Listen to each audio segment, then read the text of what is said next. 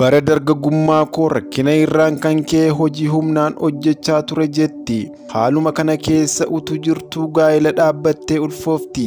Ulfa sanaan hojii humnaa hojjettee utuu ofiif maatii ishee jiraachistu guyyaa tokko ayyaana waggaatti mana keessa jiraattu qulqulleessuuf teessoo irra dhaabbattee girgiddaa manaa miicaa akka turte dubbatti. Yeroo kana ulfi ishee ji'a 5 hanga ji'a 6 kan ta'u mucucaattee kufuu ishee irraan kan ka'e daa'imni garaa ishee keessatti miidhama. Dhiigni ishee baay'ee dhangala'ee waan tureef gara hospitaalaa deemtee gaafa ilaalamtu daa'imni garaa ishee keessatti akka du'eef ba'uu akka qabu itti himu. Baasuuf maal akka barbaachisu yeroo gaafattu qarshii 45 naan jedhan jetti. Isheen garuu yeroo sanatti qarshii 45 of harkaa dhabdee deebitee manatti galti. Mucaa du'aa garaatti baattee sababa qarshii 45 dhabdeef torban 3 teesse.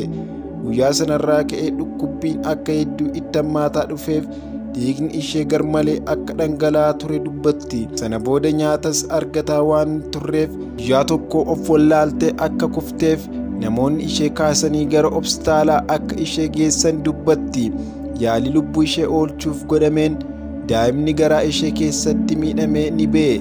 Isheenis lubbuun baraaramte. Sana booda akkuma ta'een mana nyaataa eegale jetti. Ta'us dhukkubbiin sun akka itti dhaga'amu dubbatti.